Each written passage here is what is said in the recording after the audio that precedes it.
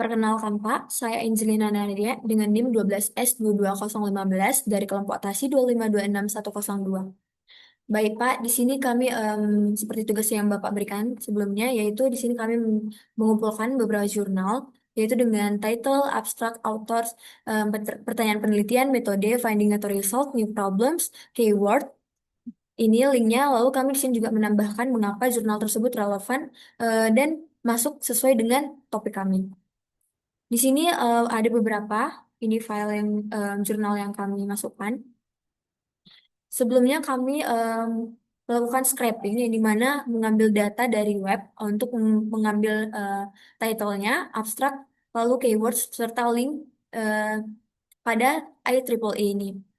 Lalu di sini ada beberapa yang kosong seperti pertanyaan penelitian, metode finding atau resultnya, dan new problem dikarenakan em, dari jurnal ini PDF-nya belum terbuka. Namun kami sudah mencobanya untuk bertanya kepada pihak perpus, namun pihak perpusnya hanya beberapa saja yang bisa diunduh dalam PDF-nya.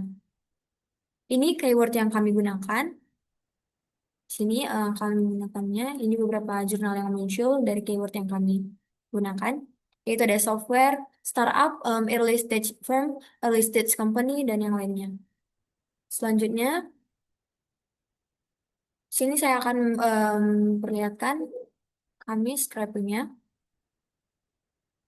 Ini yang kami lakukan. Ini ada code untuk scrapingnya. Yang dimana ini kita akan mengcopy link yang mana kita akan mengambil dari page tersebut. Nanti dia akan mendownload menjadi file CSV. Selanjutnya, saya akan ini ada beberapa jurnal yang telah kami dapat. Ini saya akan menjelaskan berdasarkan jurnal-jurnal yang kami dapat itu apa saja background yang kami ambil. Jadi startup ini tahap awalnya menghadapi ketidakpastian tinggi, sumber daya yang terbatas, kebutuhan validasi cepat. Lalu di sini ada juga yang menggunakan konsep MVP dalam Lean Startup sering disalahartikan, yaitu fokus pada produknya dan bukan ke eksperimennya. Selanjutnya, customer discovery ini kunci, tetapi sering gagal karena bias tim dan keterbatasan metode validasinya. Generatif AI berkembang pesat, namun ini mampu mendukung proses eksplorasi ide, simulasi, eksperimen bisnis, hingga manajemen inovasi. Nah, di sini lanjut perusahaan besar dengan reputasi tinggi menghadapi hambatan tambahan berupa risiko, reputasi ketika melakukan eksperimen. Di sini ada pun tujuan dari berdasarkan beberapa jurnal yang kami dapat, yaitu mengkaji bahwa peran Gen AI ini mendukung customer discovery sebagai startup di tahap awal. Mengidentifikasi use case, tantangan, dan manfaat penggunaan Gen AI, merumuskan kerangka analisis seperti hybrid antara metode inovasi tradisional state gate dengan metode modern agile dan startup design thinking.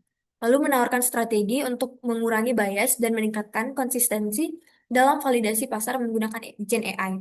Lalu memberikan rekomendasi agar si startup ini maupun perusahaan besar melakukan eksperimen lebih efektif dan aman tanpa mengorbankan reputasi maupun etika.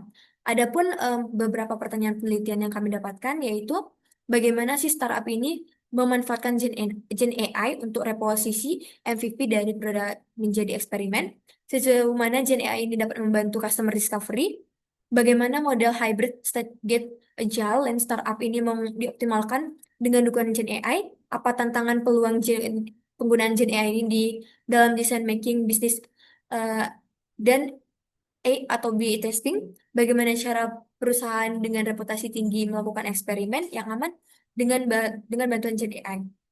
Selanjutnya, inovasi-inovasi yang digunakan dalam jurnal yang kami dapat ada menggunakan reposisi MVP sebagai eksperimen, hybridisasi metodologi inovasi seperti state gate, agile, dan startup design thinking, Gen AI sebagai copilotnya, penggunaan Gen AI untuk eksperimen, AI augmented prototyping, dan inovasi metode, LBQBQA ini mengatasi masalah unseen intent pada knowledge base QA-nya, ada agile experimentation, ada refleksi.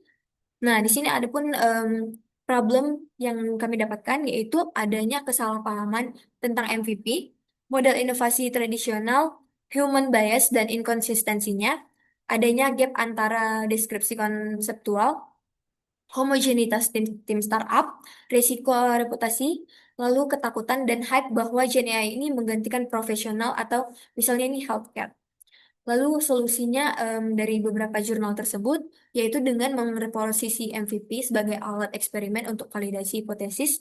Yang kedua itu ada integrasi metode hybrid, agile, state gate, lean startup ini untuk memfleksibilitaskan.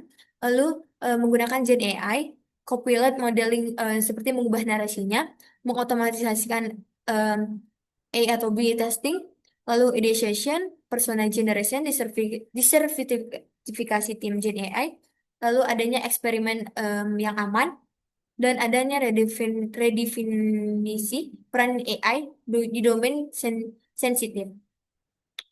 Jadi itu saja mungkin yang bisa saya sampaikan yang merangkum semua bukan semua beberapa jurnal yang akan baca. Jadi di sini tuh Gen AI ini memiliki peran yang besar di berbagai aspek proses inovasi dan pengembangan produk. Khususnya ini untuk di tahap awal sih customer discovery ini. Adapun idealisasi, prototyping dan validasi pasarnya. Secara umum jurnal-jurnal yang di yang kami lihat ini untuk menekankan bahwa si Gen AI ini mampu meningkatkan efisiensi, mempercepat pengambilan keputusan, lalu dia itu mengurangi bias manusia serta juga memperkayakan kreativitasnya. Namun em, ini juga penelitian menunjukkan bahwa si mendukung interaksi antara si manusia dengan komputernya. Ada juga beberapa tantangannya itu yang dialaminya itu seperti biaya implementasinya, kerangka kerja yang harus jelas, lalu kebermanfaatan dan kelanjutan si penggunaan AI ini.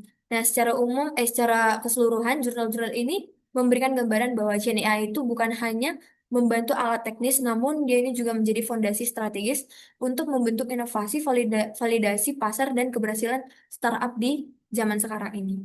Mungkin itu saja yang bisa saya sampaikan. Mohon maaf bila ada salah kata, Pak.